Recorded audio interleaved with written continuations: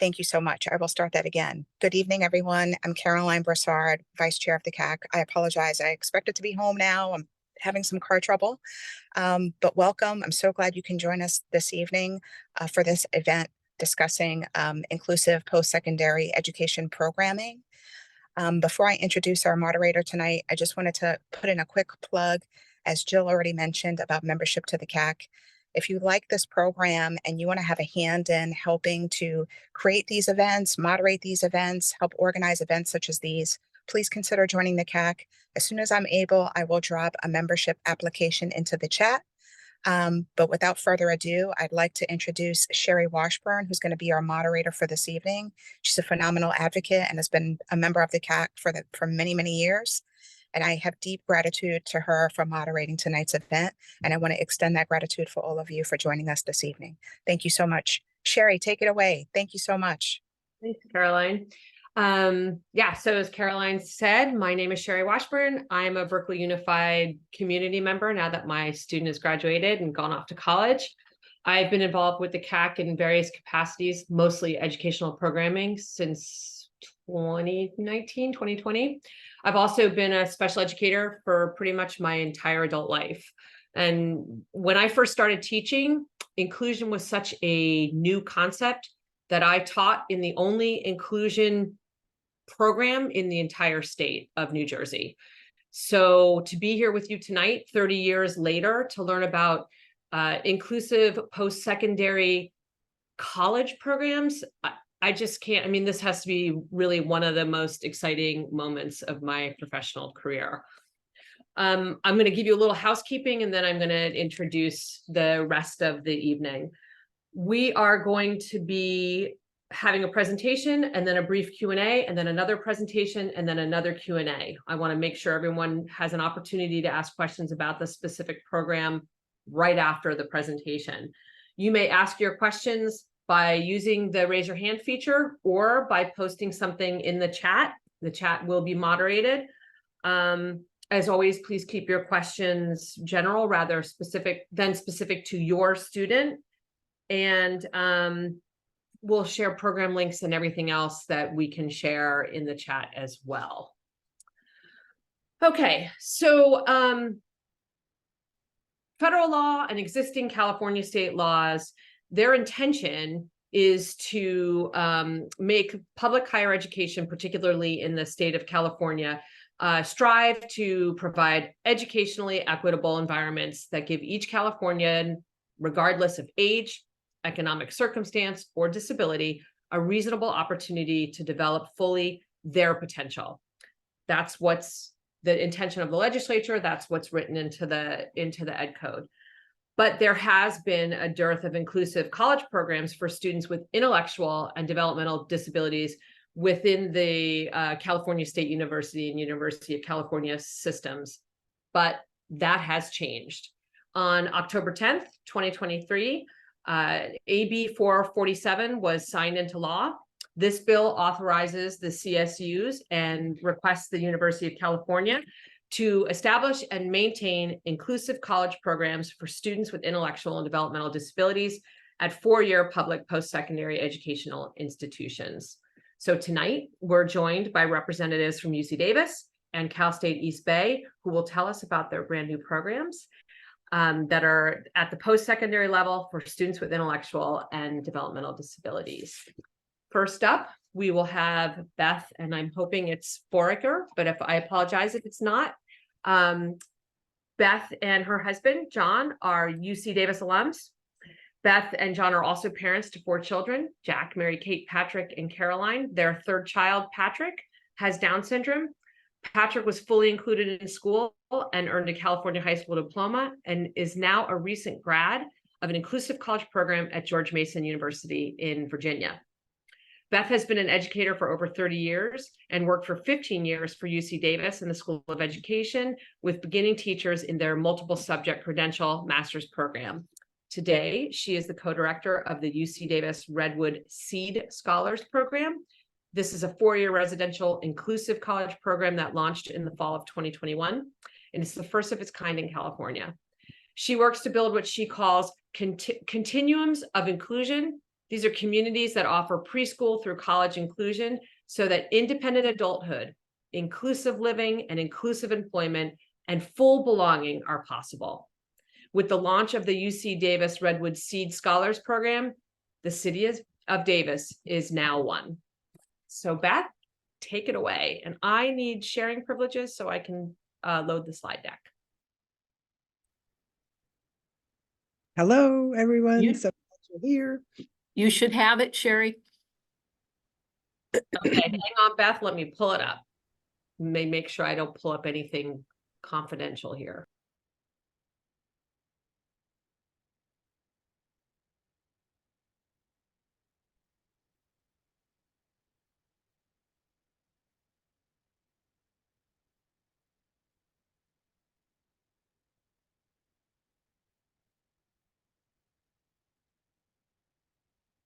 If you want, Jill, I have access to it. I can do you it. have it because I think that Jill's tech issues are contagious because now I cannot get. I can't so even sorry.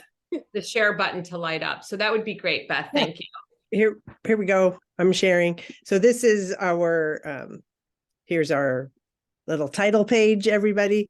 And I am a teacher and a mom. And now I got this gig of being an inclusive post-secondary education co-director.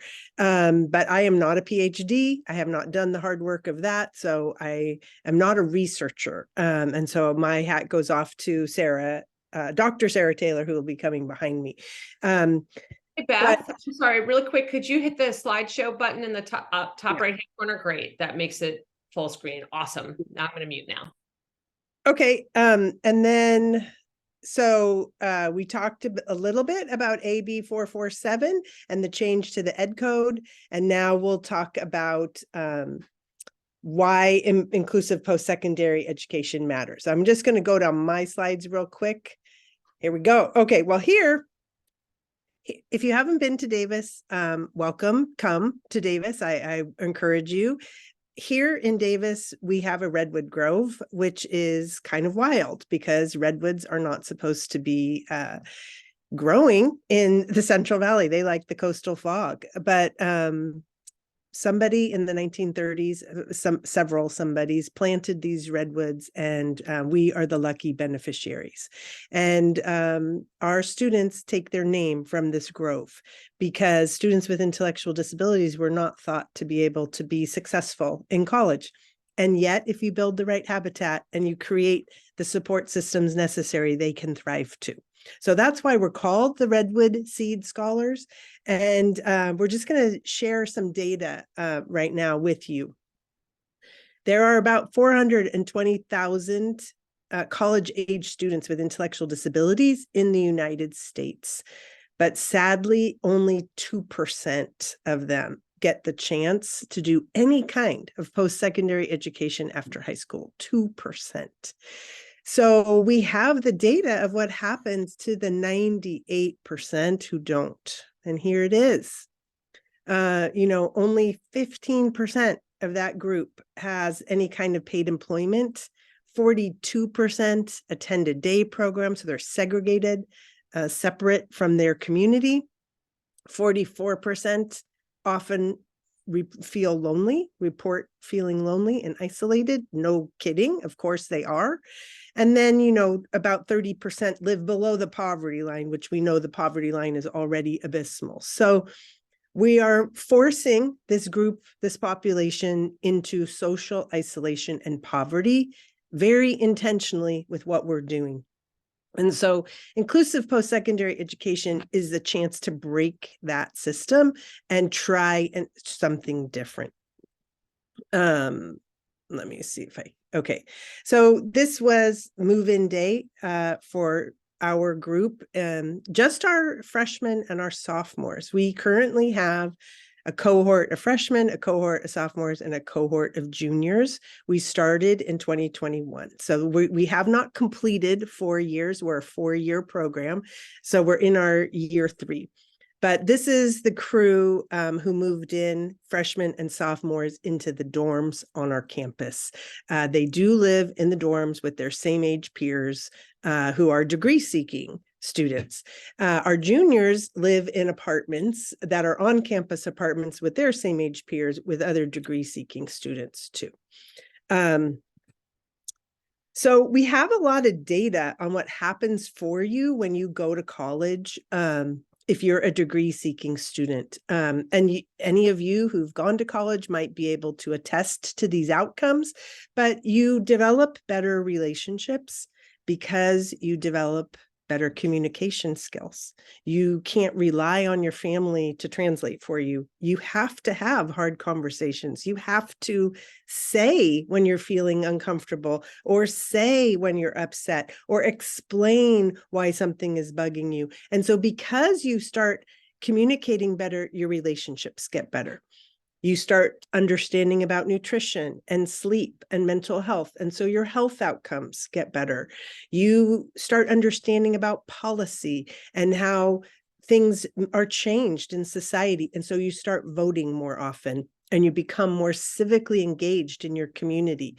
You get skills that are worth money. And so you get a better paying job.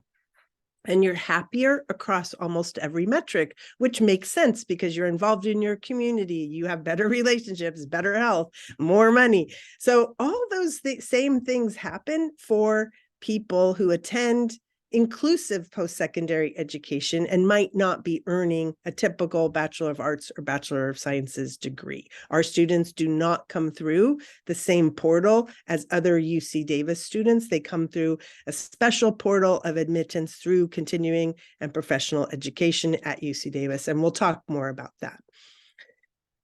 But those terrible employment outcomes that we know exist, that 15% are getting paid any kind of paid employment, those surge with 2-year and 4-year inclusive post-secondary programs. So this is the latest research, but it's old research now. It's from 2017, but between 61 to 80% of graduates of inclusive post-secondary make a living wage at the end of that. 92% of those people are satisfied with their life, which we could not get 92% of us right now in this room to agree that it's dark outside. So getting 92% to say that they're satisfied with their life is huge and amazing.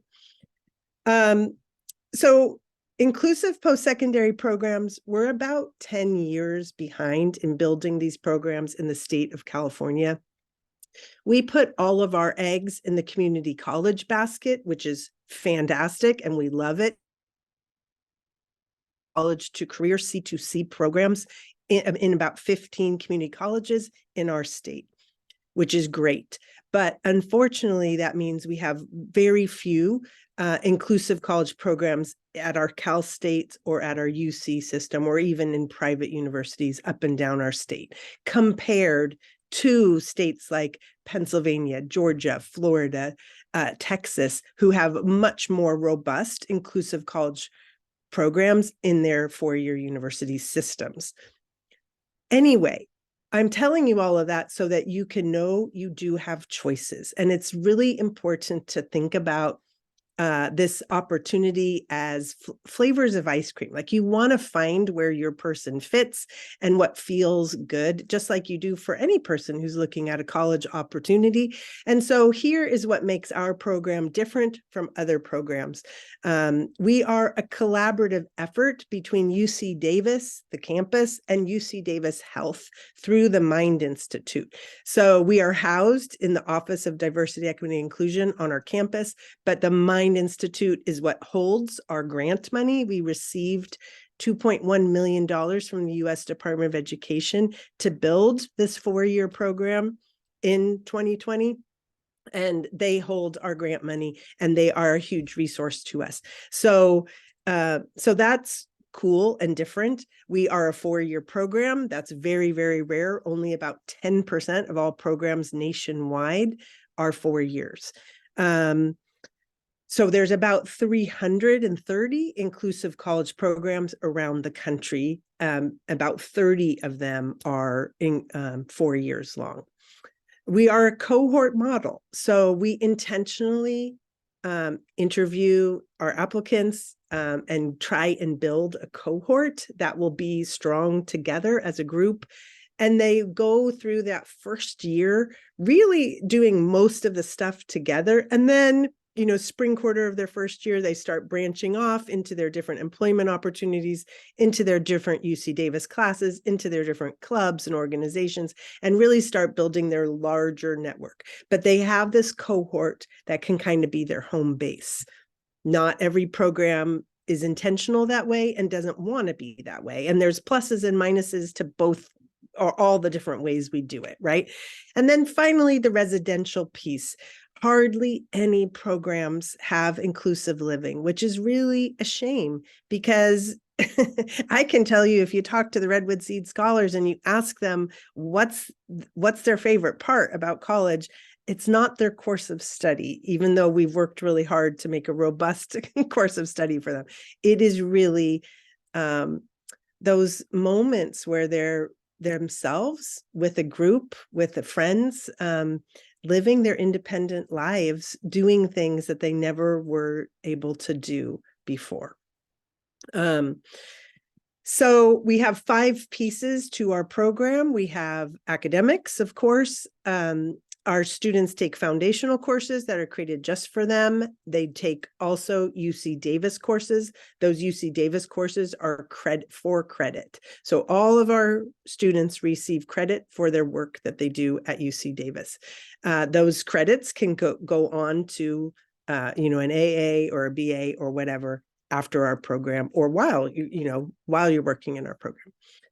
Independent living. So they have the independent living piece. They have health and wellness, a focus on health and wellness and building healthy habits. They have the social inclusion piece, where they're participating in campus clubs and organizations and faith communities. And then the biggie is employment. And they start having employment spring quarter of their first year, and then every quarter after that. You can't just plop people with intellectual disability onto a college campus. They need support. So we have mentors who support our scholars.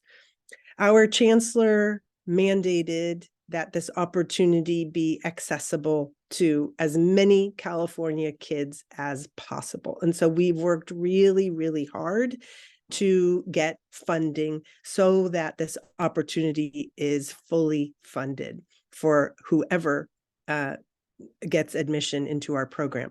So right now, the Department of Rehabilitation has partnered with us, and they currently pay the tuition, the technology, new computer, new phone, and transportation bike for every single one of our 31 Redwood Seed scholars.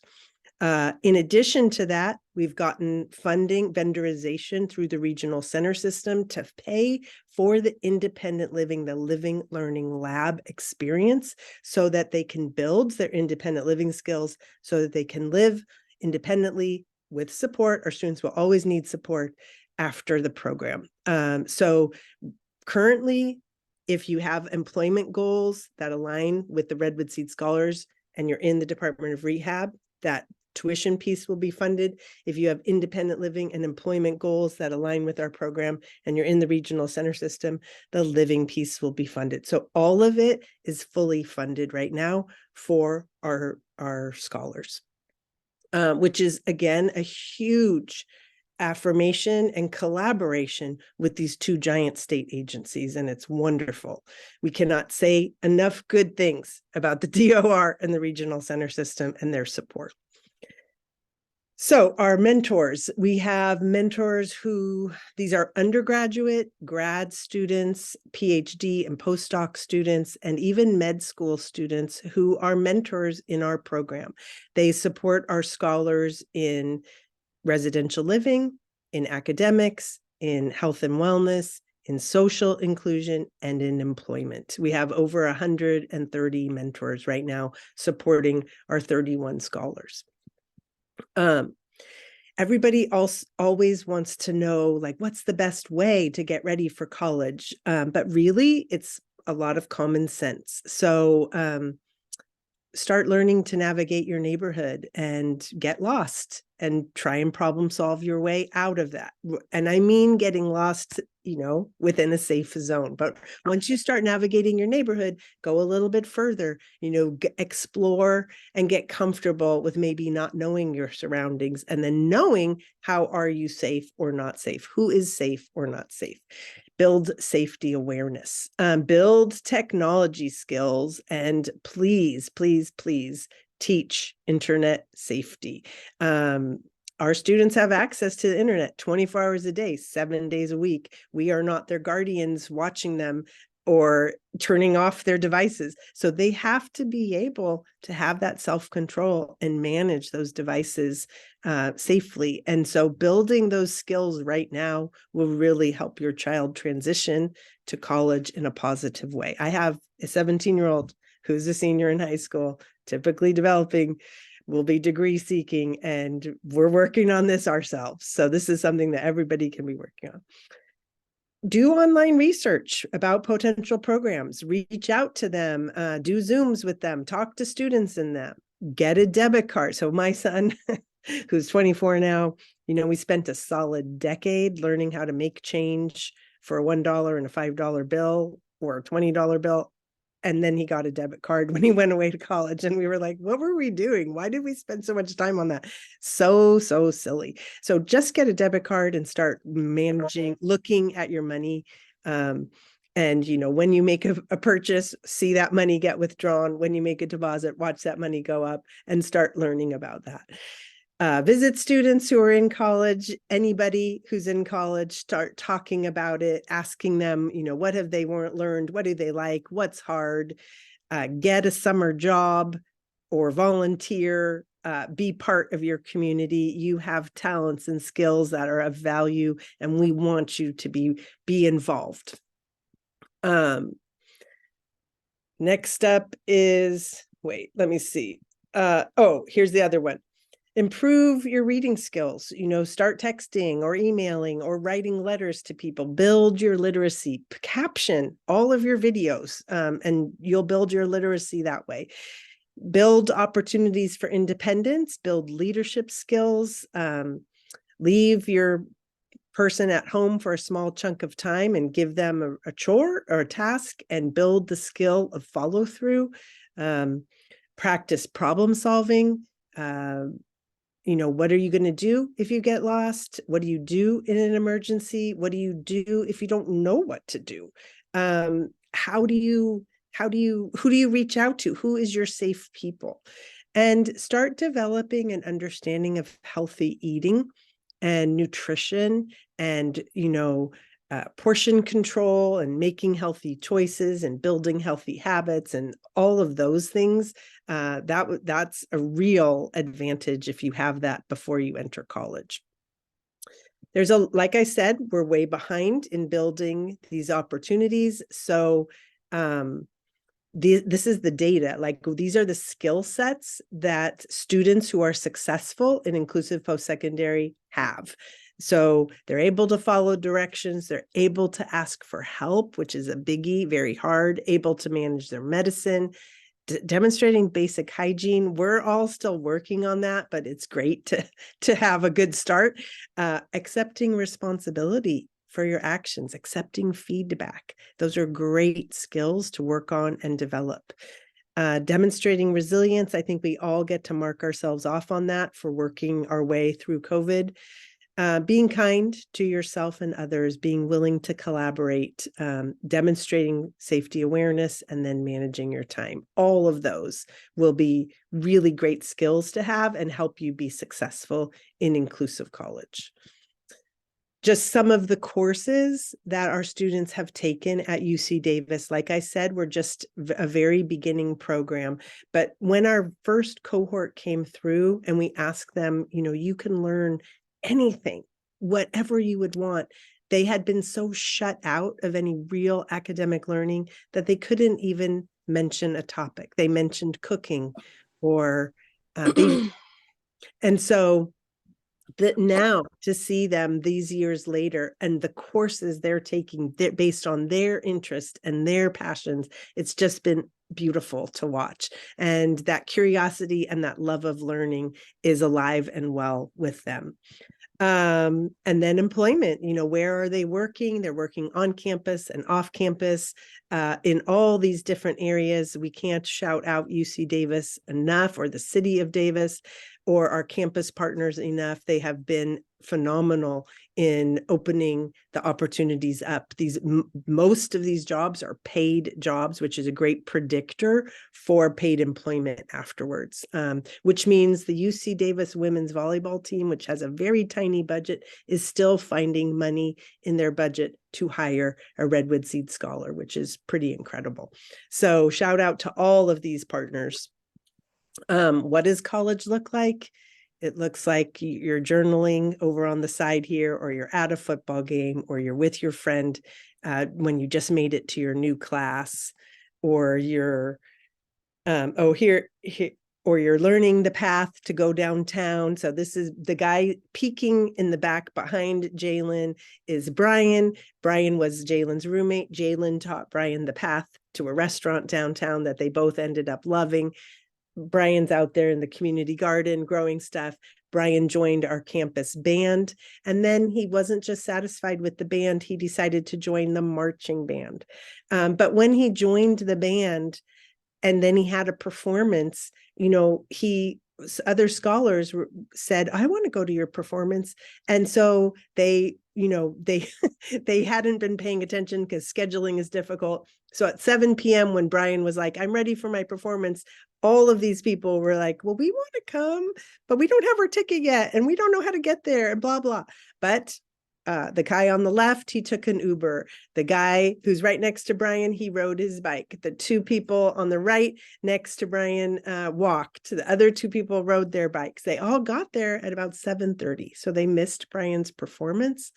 But then Brian was happy to see them, and they sat down for the second performance of a very high caliber, the higher caliber band at UC Davis. They all enjoyed that. And they came outside and it was dark. They were like, it's dark. What are we going to do? How are we getting back? And so then Kai was like, I took an Uber. You walkers, come with me. Hey, I have a bike light. I have a bike light. We'll bike together.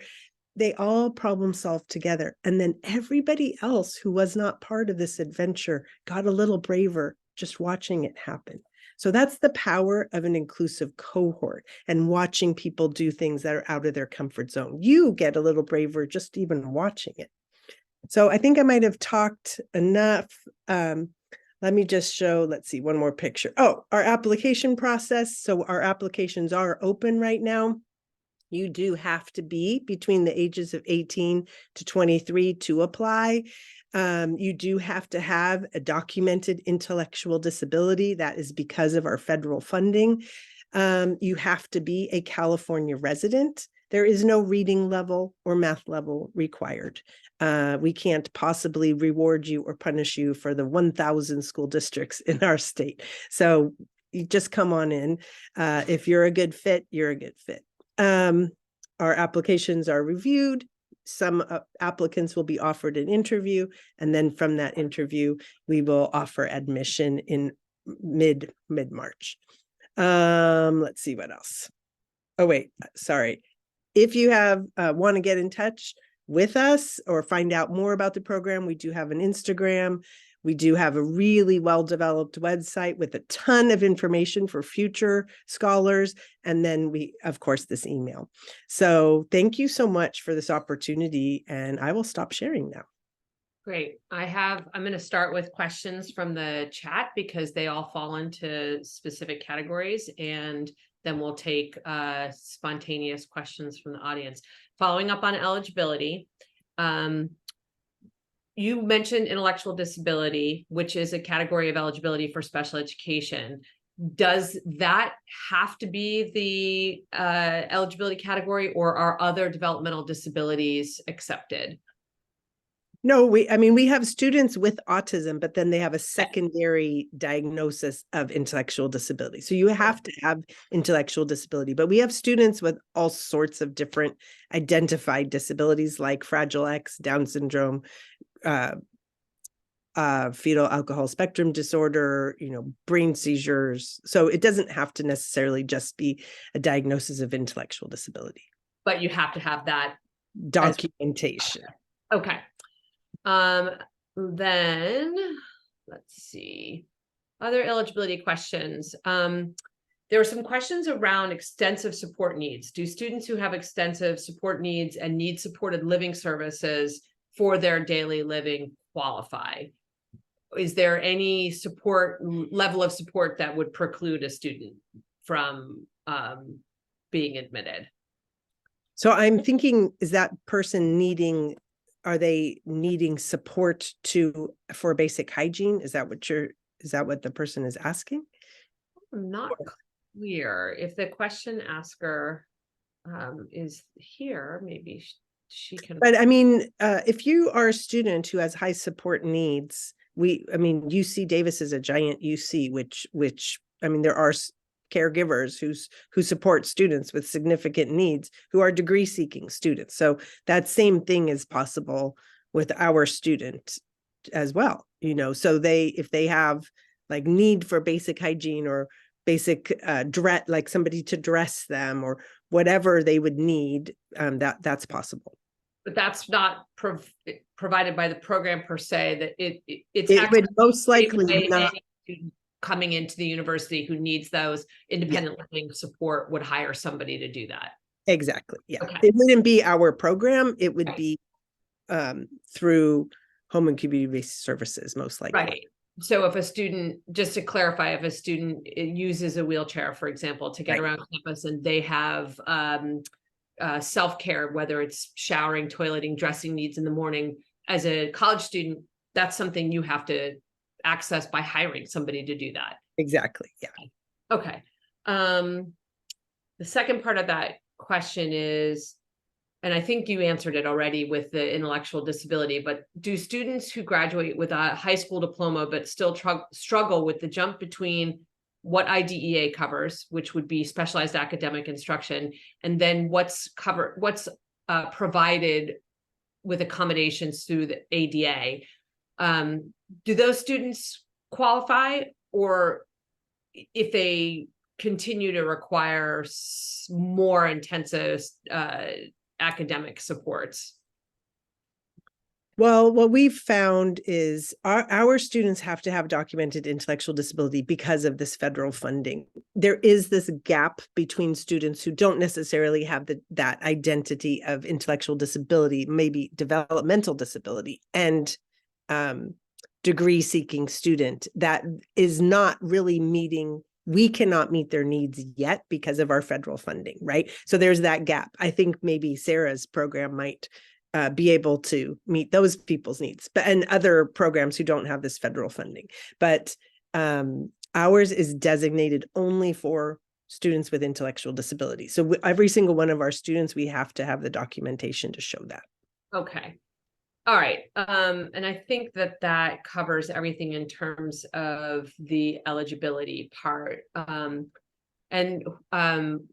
Makai, don't worry, I'm going to share the slide deck at the end. And I know that the contact information on the slide deck might not be accessible, so I'll cut and paste that and put that in the chat as well. Is a person with conservatorship eligible?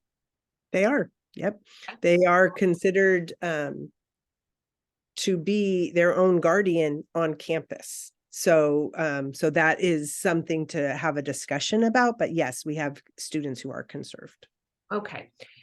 And then the next couple of questions are about application.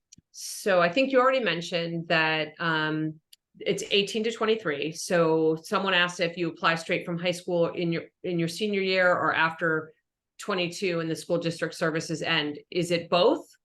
Yeah, you can do both. Mm-hmm. And we have students who are on both ends of that spectrum. Okay. Is there a better, is one better than the other, or is it really just depends on when the student's ready to make the transition?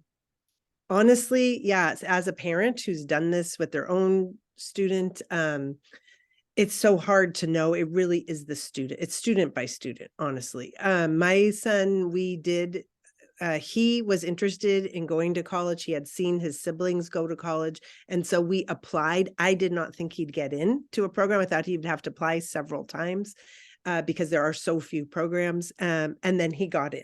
And so I was like, well, I guess they think he's ready. I don't know. And so then he went, and we weren't sure how it would go because he had to go all the way to Virginia, which, was not great, but there wasn't really option. There weren't 4-year options here in California or really in the West at all.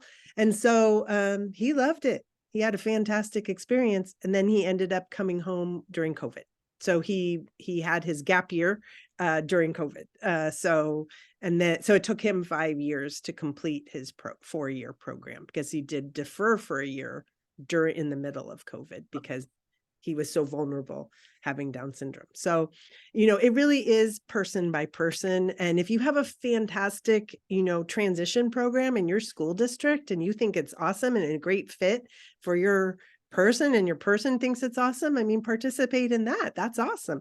I feel like a lot of transition programs are becoming really robust and wonderful right now. So, whatever fits each person is the right answer. And then the regardless of what age they enter, though, it's 4 years. The Yes. program's 4 years. Yes. Okay. Makai, I see your hand up. I'm just going to ask the last question or two from the chat, and then we'll open it up to the floor. There's a couple of questions about what type of supports are provided in the actual academic program. Like if a student has a physical disability, like a fine motor delay, is there dictation or note-taking accommodations available? I'm going to assume, but I'm going to let you answer that answer is as it would be for a neurotypical student, that the disability services works, but maybe you could explain what that looks like.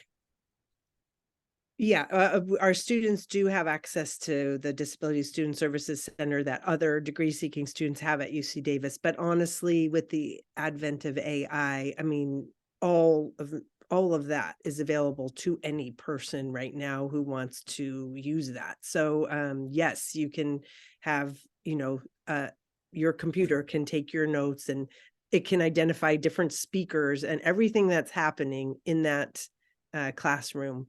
So AI is really a game changer for education and inclusive education and universal design in a big, big way. So yes, our students have access to that and we'll only have more as we get better and better at using these tools. All right, then, thank you. And the last question from the chat is also Makai, who has her hand up right now, their question as well. And it was, do you accept portfolios as a demonstration of academic ability if it's a better, more inclusive representation of ability? Sure. Yeah. I mean, we're not opposed to that. You can upload in our application. We have a section where you can upload any document, whatever you would want that you think would give you the best view. But I mean, we don't know you. And so whatever you think would be great information for us to have, we want to have it. So yes, so you could of course upload. We had a student upload a video that they made to introduce themselves last year. And we loved it. We were like, that's awesome. We certainly didn't ask them to do that, but they just chose to do that. Great. Okay. Makai, do you want to go ahead and ask your question now? And we'll open it up to the other attendees. Thank you so much, Sherry. Can you hear me? Yes. Okay, thank you. This is awesome. I work at the Center for Independent Living, and we're currently working on cases where children haven't gotten robust transition services, as well as pipelines that aren't available, especially for low-income communities. I would love to talk with you and maybe have present at our agency, because it's incredible need from parents looking for effective, robust programs that would aid in independent living academic and just in handling skills. Also, have you done study? I know it's the first program, relatively new, but is there how is the ethnic diversity at your program? Because you do know that it's an important piece for belonging and retention, especially of diverse students. So can you speak about that? Thank you. Yeah, so of course, I'd be happy to speak to the Center for Independent Living or whatever group that would give access to that pipeline of underserved and underrepresented students. We are dedicated to finding those students, which is why we've worked so hard to get the funding ready for those students. We're a very, very diverse community within UC Davis, the city of Davis, and the goal of our program is diversity. So we are very ethnically diverse, racially diverse, socioeconomically diverse, geographically diverse, diverse in disability. I mean, that's another huge piece that a lot of programs don't have. So we have been really intentional in trying to be as diverse as possible, but you are correct. It's hard to get the word out, which is why I'm here talking at 7-11 at night. I want to get the word out. So any way we can, I'd love your help. Okay, so I'll get your contact information and drop it, or you can, Beth, because you're probably better at that than me, in the chat, because that'll be more accessible to Makai. Sure. Absolutely. Kathleen? Thank you. Well, I'm super excited. My son is a senior right now at Albany, and UC Davis SEEDS program sounds amazing. My main question was about the dorms. You mentioned that the students stay in the dorms, and I think that's a really cool experience for them. I was just curious, are the dorms like the regular dorms integrated with typical kids, or are they just for the SEEDS kids? No, they're the first year dorms. We are actually this year a first year living learning community, which means other first year students could choose to live. We're called Advocacy in Action. So we learn advocacy skills and kind of the importance of advocacy in this living learning community. But yes, we are with all freshmen, all first year students generally. Wow, cool, thanks. So cool. Anybody else have questions for Beth about the UC Davis program before we move on to the next group of speakers? Okay. All right. So we have 3 folks. Beth, thank you so much for your time and your exciting program. I'm so excited to tell all of my families about the great work you guys are doing at Davis. It's really exciting. And Of course, thank you. I said 30 years ago, I mean, we know there's a will, there's a way, but it takes the will. So really terrific. Okay. We have 3 presenters from Cal State East Bay. I do not have bios for them, so they're going to introduce themselves, which is less clunky than me trying to introduce 3 people in a row. But we have with us Sarah Taylor, who's the Family Engagement Coordinator, Anna Jackson, who's the social work intern, and Deanna Tran, the Community-Based Research Assistant and Student, and they all are working with the Think by the Bay program out of Cal State East Bay. And I will let them take it away, but we've got to put the slides back up. So let me get down to there. And do you want me to do it, or? It's probably easier if you do, but I have it now. I fixed my tech, so it's up to you, Sarah. You want to just run through it yourself? Yeah, sure. Okay. Yeah. Go ahead and I'll mute myself. Alrighty. Before I share the slides, I'll just say I think Anna couldn't be with us this evening, so it's just me and Deanna. I'll introduce myself, and then Deanna can introduce herself, and then we'll jump into our slides. So I'm Sarah Taylor, and also it was so wonderful to hear you, Beth. And it's like I'm excited to be on a panel with you, Beth. So you're a tough act to follow, but we'll do our best here. So I'm the chair of the social work department at Cal State East Bay and a professor there. I've been there since 2009. And I'm really excited now to be involved with Think by the Bay as the family engagement coordinator as well. And I'm also a parent of a kid with intellectual disability. He's 17 years old. Yeah, that's about enough about me for now. I'm going to pass it to Diona to introduce herself.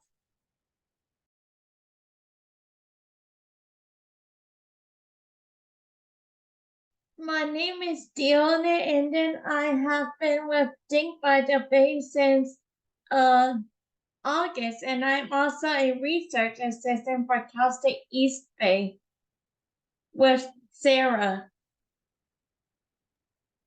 Thank you. So yeah, Diona joined our research team. We were doing a very kind of like researchers do, this very careful needs assessment. Let's do a community survey and find out what the community wants in such a program. And Diona was a member and still is a member of our research team to do that needs assessment. But then we unexpectedly got a grant along with several colleagues at other CSUs. And the grant was a go implement grant.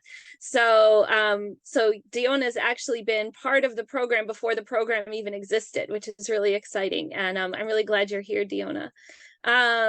Okay, I'm gonna go ahead and oops, I'm on the wrong thing. Sorry about that. Let me get to the right place. Here we go.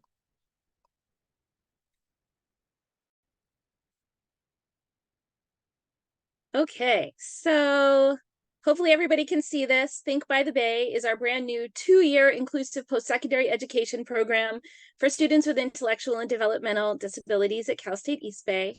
Some of these slides I might end up skipping or going through pretty quickly because they kind of were very similar to what Beth already shared about UC Davis. This is just a slide with our team. Similar to UC Davis, we have a lot of peer mentors working with our project. And it's kind of unique. We have an MSW intern. Since I'm a professor in social work, I'm able to support and include an MSW intern, and that's been really cool. Think by the Bay is a project of the Center for Disability Justice Research, which I'm the co-director of, and it's a brand new center on campus that is really focused on advocating for disability justice through our teaching, our scholarship, and through our entire Cal State East Bay community and beyond into the broader community. So our Think by the Bay lives in the Center for Disability Justice Research and also in our Office of Continuing Education.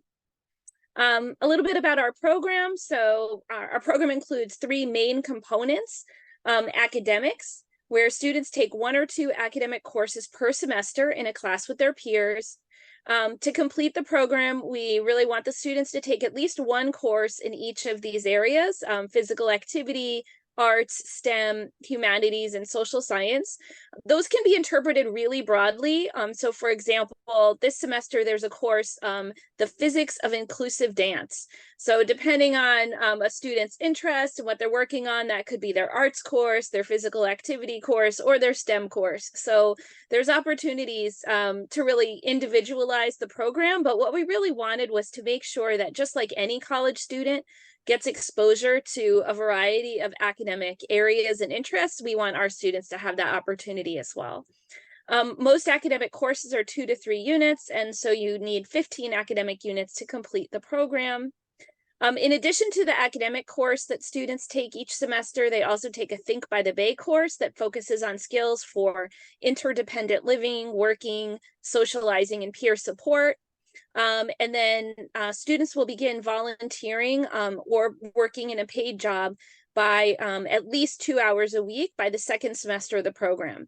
This is our very first semester of the program. It's only existed now for 10 weeks or something. So Diona and the other students in the program and the families are wonderful for even being willing to try out this brand new program. We told everybody, hey, we're building the plane while we fly it with this grant that we got. And so anyway, students have not yet started their working and volunteering, but we're talking right now in Think by the Bay class about what's going to happen next semester in the spring. And then students are warmly encouraged and supported to participate in campus life by doing things like joining student clubs, going to social and cultural activities, going to the gym, which is our recreation and wellness center, and just hanging out in the dining commons, basically doing things that other students do on our campus. An example week at our program, currently students are on campus typically 2 days a week. Right now, they're on campus usually Tuesday, Thursday. As people start working on campus and getting more involved in campus life and things like that, they may come more often. So this is just an example, and it's really can be tailored to each student, what they end up coming, how often they come to campus and what they do on campus. In general, Cal State East Bay is a big commuter school, so it's very different than a residential college just in general. We have dorm space for about 2,000 students.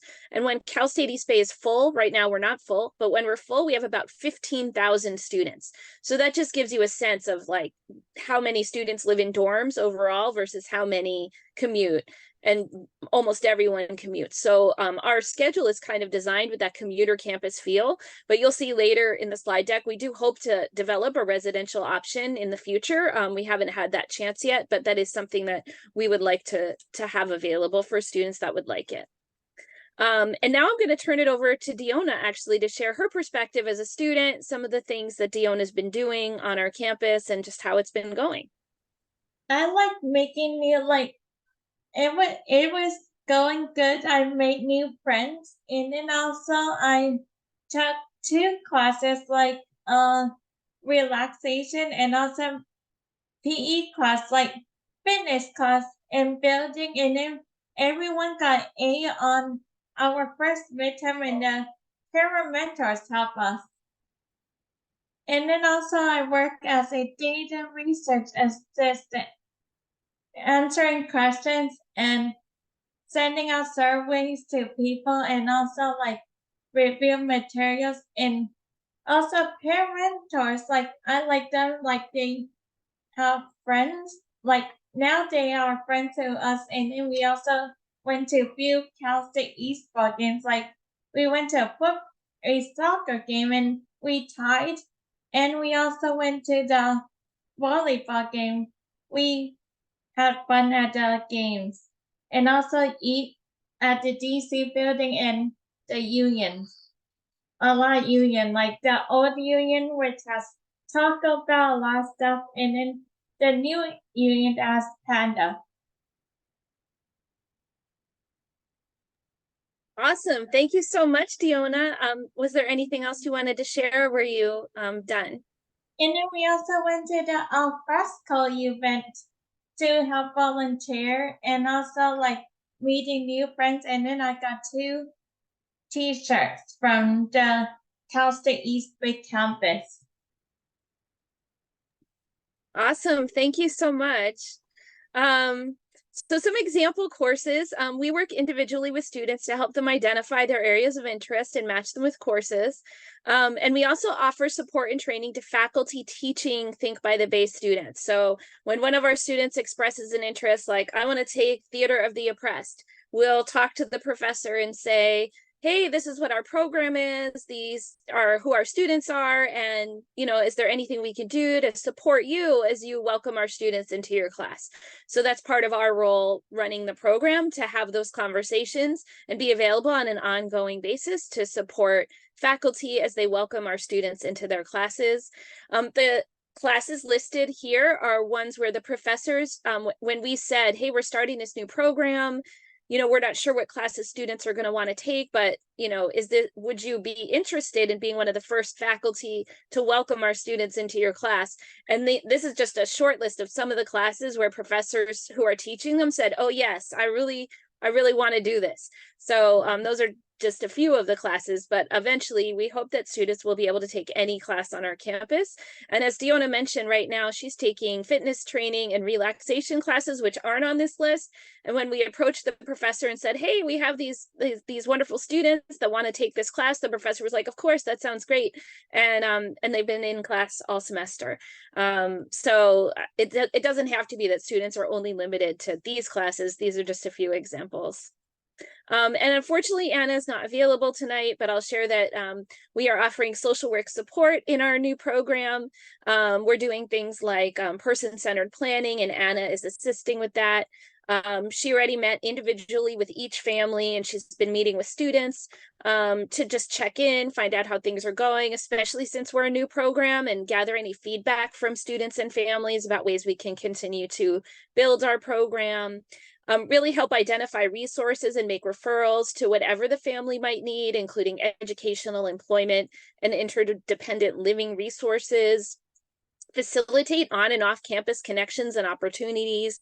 So for example, the volunteering at the Alfresco event, Anna, as our social work intern, reached out to the office that was organizing that event and asked someone from that office to come and speak to our students about what the event is and what they might do as volunteers, and really tried to make that a really smooth experience for everyone involved. Anna helps with assisting in problem solving any issues that may come up for specific students as well as the entire group.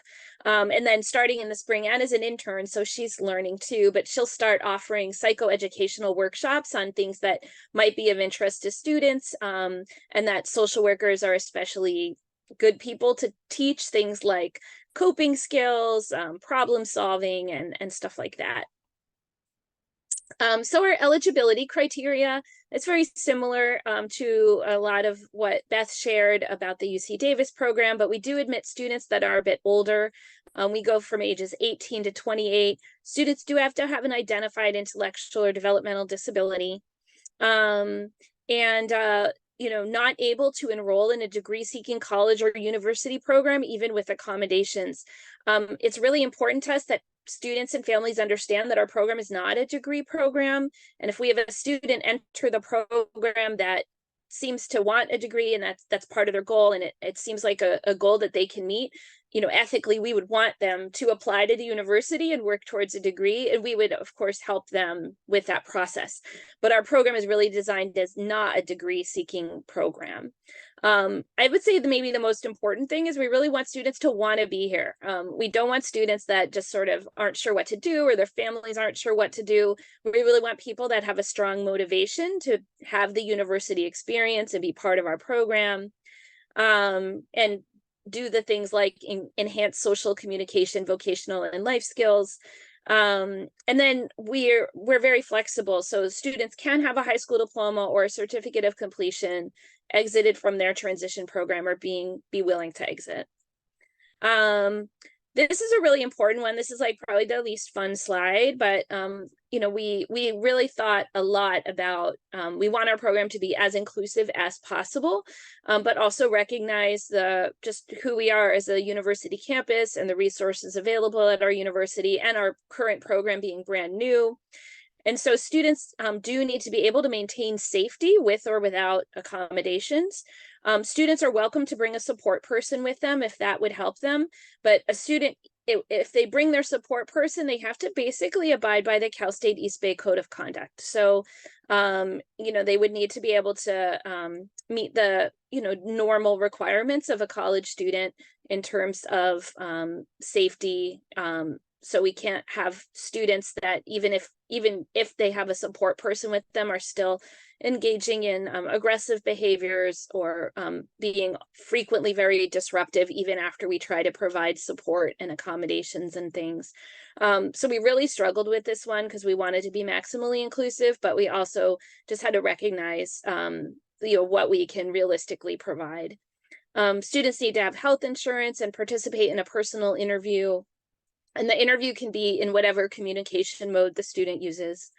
And be able to provide assessments, access transportation to campus in some way, eligible to work in the US, and be able to get the documentation if they don't have it already. And of course, we will help students get documentation if that's needed. Accept responsibility, and again, just that strong desire to be part of the program. And then I won't go over this whole slide because it's a bit redundant, but you'll have the slides available after this talk. In terms of what our program costs right now, this is approximate, but about $2,876 per semester. That's the tuition and normal fees, but it does not include things like transportation, meals, and additional activities like a social outing. I will say that we have made really great progress with the Department of Rehab. And as of spring 2024, next semester, it does look like for most of our students, they're going to be covering tuition fees, books, and transportation. There are still, what we're encountering, it's a little bit different than the UC Davis situation where it's a little more established. What we're finding is that each DOR counselor, we're having to meet individually with them and with the student and the student's family and negotiate. And so it's been a very laborious process, with some counselors just right away saying, yes, this sounds great, like a wonderful opportunity, and other counselors needing multiple meetings to understand why we're doing this and why DOR should pay for it. I'm hopeful that the passage of AB 447 will facilitate this so we don't have to invent the wheel with every single DOR counselor. I'm just being realistic about where we're at right now. So that is what the program costs, but we're hopeful that DOR already is going to be covering the cost for several of our students, and eventually we anticipate they'll cover the cost for all of our students. But for right now, it's important for people to understand the fees in case there are problems getting DOR to cover the cost. Is the 2-year time frame flexible? Yes. So our entire university as a community university is very, I would say, flexible university. Students definitely don't often complete the degree in 4 years. Sometimes it's 5 years, 6 years, more. And we want our program to fit in with our campus culture. We anticipate that most students will complete it in 2 years, but if students want to take extra classes and do it faster, that's okay with us. And also if they want to take longer, that's okay with us too. If they want to attend college for 4 years, like a 4-year program, our hope is to develop an advanced program that will have a similar structure, but students will take more courses in an area of high interest, similar to how college students do their general education requirements for the first couple years usually, and then they take courses in their major. We kind of want to mirror that structure in our program. And as I mentioned, we don't yet have supports in place for living on campus, but we're working on that. So we have a program interest form. I'll share these slides so you can fill out the interest form. I will say that right now, we're not yet certain that we'll be able to welcome a new cohort next fall. The current cohort certainly will continue with the program, but we're waiting on hearing about funding for the future, about whether we can welcome a cohort in fall 2024. However, we still encourage people to fill out the interest form, and we will send updates to everyone who fills out the interest form about where we're at with our program. And then I've got the link to our website, and we have a group email. You could certainly email me individually, but the group email is the best way to get a fast response because there's like 4 of us in there and we all try to check the email. So there's just more of us that are available to check that email address. And I think that's it. Diona, did I miss anything? Did you want to add anything, Diona? No. No? Okay. I hope that you'll answer questions if people have questions for you.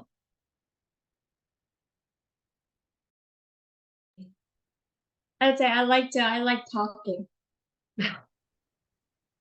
Okay, awesome. Great.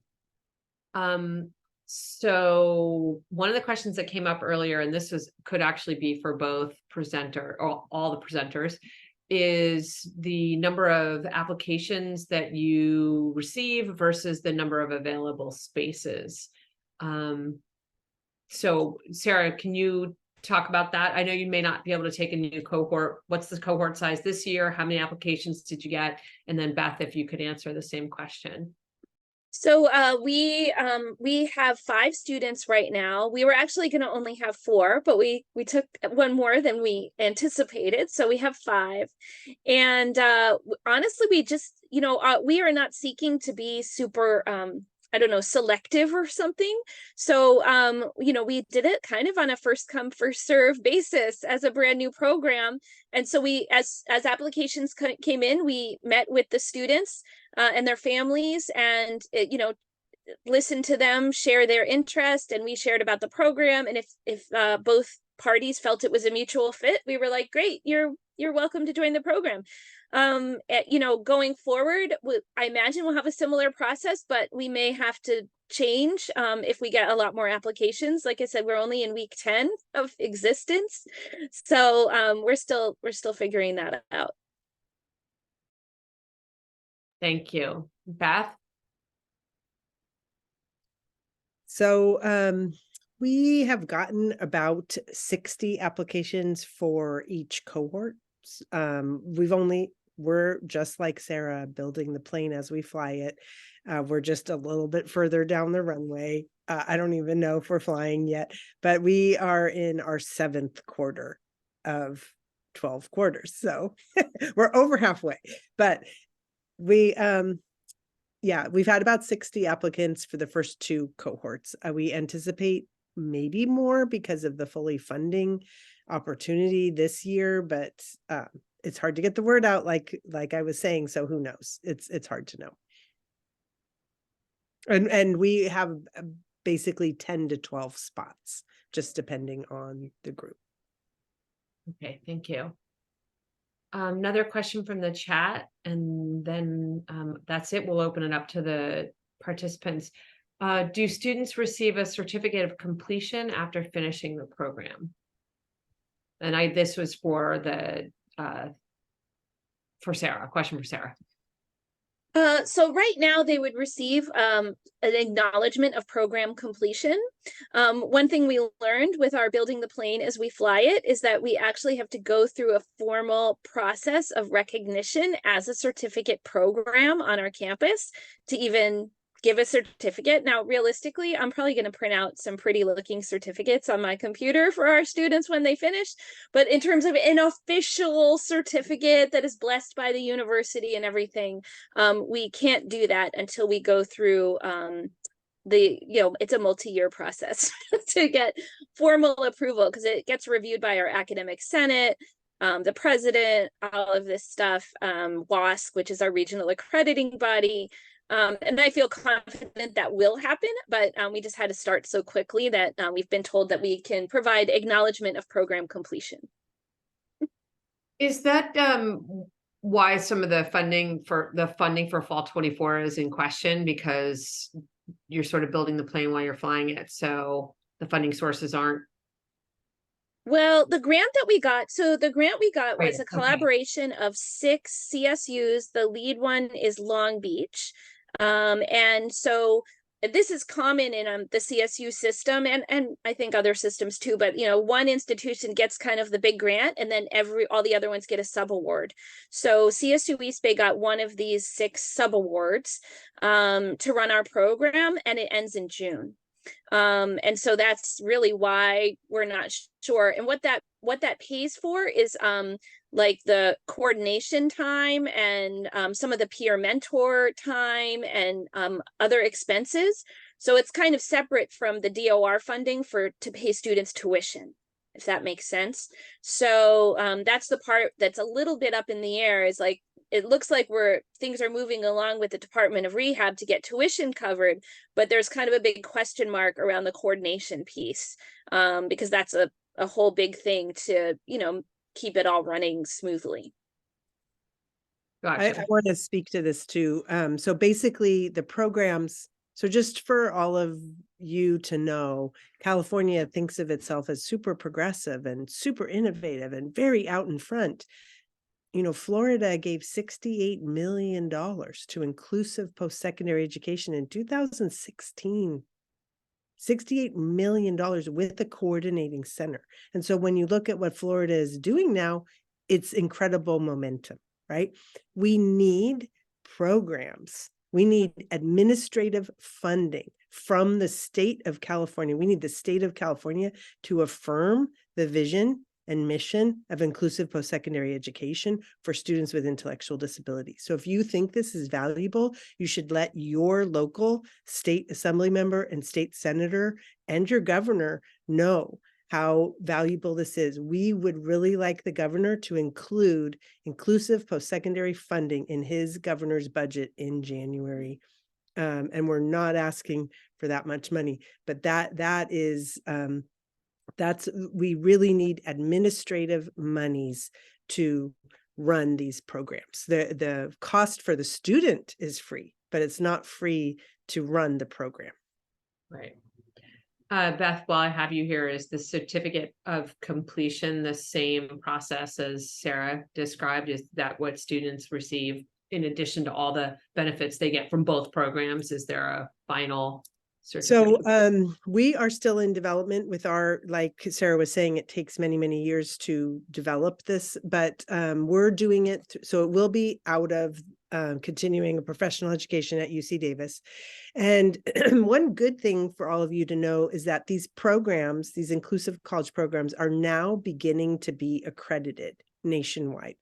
And that is really wonderful because it will guide, best practices for everybody in the nation.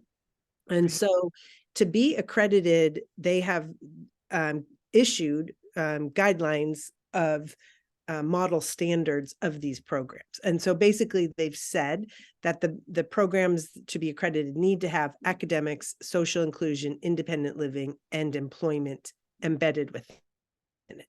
So what we are working to do is to digitally badge those milestones at each year. So digitally badge your academic milestone, your independent living, your social inclusion, your employment, your freshman year, sophomore year, junior year, senior year. So at the end, you would get like a penultimate meta badge or whatever of those 4 things. And if you don't get them, you don't get them, because we have standards that we're working to. But we will acknowledge your graduation. But this digital badging idea is really valuable to employers. And so they have told us, hey, if we know people have, social inclusion skills that are, that you've met, that this would be meaningful to us to have.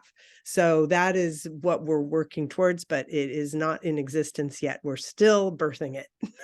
We're in the hard labor part. Yeah. Great. That is a smart idea. I think I'm going to steal that one. Yes, please steal it with it. Let's work together to do Yeah. this. I mean, yeah, we're constantly working together to build these opportunities. So. That's wonderful. Great. Okay, so last question. Thank you for that explanation. Last question is from Makai, and I'm going to go ahead and mute and let her. Yes, can you hear me? Yes. Okay. So part of what I do as system change advocate is work with regional, local, and state federal programs to help the inclusion of persons with disabilities. I would love to help bring this to our local state, our legislative aides, and work on barriers that are maybe DOR, PGE, because I have a child who is on the spectrum, but there are many different children who are on spectrum who don't have this pipeline and information. So second question is, for you, Sarah, have you thought about when you have additional funding, expanding it for transitional services for schools that don't have a robust transition program? I'm thinking about charter schools or families who are homeschooling their children who are desperately in need of some type of CTE transitional programs. I would love to work with you and advocate in this area for your program. And that's why I'll be in touch shortly. Thank you so much for coming tonight. Thank you. That is a great idea. And yeah, I would love to talk about that more with you. Thank you so much. Yes, definitely. All the connections, all the ways. Yes. I can answer one of the questions I saw in the chat about programs for students that are maybe seeking a degree but need additional support. So like wouldn't be a fit for Think by the Bay. At Cal State East Bay, we have a program called College Link. I'm going to put the link in the chat for everybody. This program is very well established on our campus. Oh, sorry, dog barking. But anyway, that program is very well established on our campus, and it is for students who are seeking a degree who need a fairly high level of support. It's a residential program, and it also uses peer mentors and coaches, and they provide independent living supports, academic support, social support through that program. So definitely check out College Link program if you have a student that is interested in seeking a degree and meets the admissions criteria. So they need to have like a high school diploma that meets the A to G high school diploma requirements and stuff. So that's how that program is different from Think by the Bay. And Think by the Bay, students can have a certificate of completion from high school, or just not be in high school. But they don't need to have that. They don't come through that admissions door of the university that requires some certain things. Great. Thank you, Sarah. Maybe we can get them to come and tell us all about their program. That would be great. Is there something like that at Davis, Beth? I don't know. I don't think there is something like that at Davis, but I do want to say that I do have a list of programs for students who do not qualify for our program, but need extra support. So these are degree seeking programs across the country that offer a lot of support for students who are kind of caught in that space. Right. And so I have a list that I'm happy to share with, I have Caroline's email. I can give it to Caroline, or are you on that email, Sherry? I think you are. Probably. Yeah, I can send it to you too. Okay, and then we can distribute it to the participants tonight. You guys okay with me sharing the slide deck with everyone? Sure. Yeah. Just want to make sure, since it's your intellectual property. Okay, that hopefully will do it. I don't know, never know with technology. And unless anybody else has any more questions, we actually are over time. So I want to just thank you both again. And actually thank all three of you. Deonna also, you're still with us, and really appreciate the time and preparation for tonight. This was so exciting to learn about. And I can't wait to start pointing everybody in the direction of your programs. Yeah, thank you. Thanks Thank for that. you. It's terrific. And thanks everybody for joining us. The recording will be available, and we'll get it to you somehow. I don't know. The communications folks will take care of that. Thank you.